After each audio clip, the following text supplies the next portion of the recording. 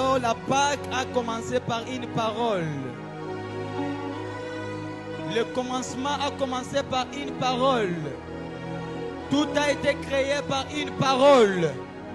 Il n'y a rien qui s'est fait sans la parole.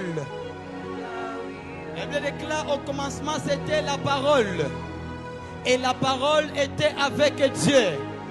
Et la parole était Dieu. Il n'y a rien qui s'est fait sans la parole. Même quand Pierre est en train de pêcher, pour qu'il attrape le poisson, il avait besoin de la parole. Et à un moment donné, d'autres disciples ont abandonné Jésus.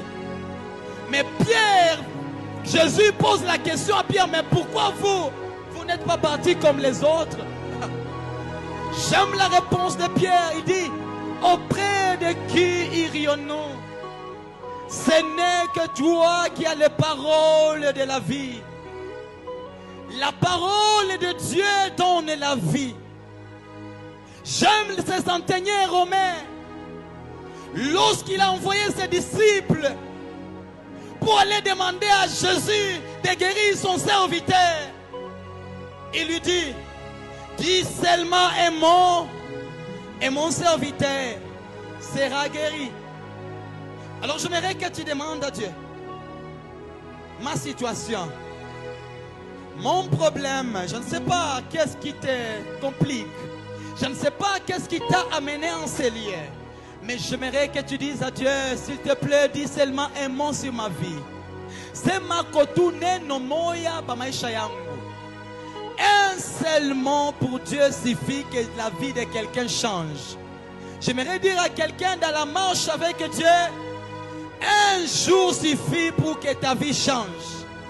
Et ce soir, il y a une parole qui sera prononcée sur ta vie et qui va shifter, qui va bouleverser toute ta destinée. Alors tu vas entrer en prière. Tu vas demander à Dieu de dire seulement un mot sur ta vie. Pas deux mots, pas trois mots, mais qu'il dise seulement un mot sur ta vie. Seigneur, dis seulement un mot sur ma vie. Je crois que ma situation va changer. Seigneur, ma situation a longtemps persisté. Seigneur, ma souffrance a longtemps persisté. J'ai prié, j'ai gêné, j'ai grimpé les montagnes, mais j'ai constaté qu'il n'y a rien de changement. Mais je crois ce soir, Père,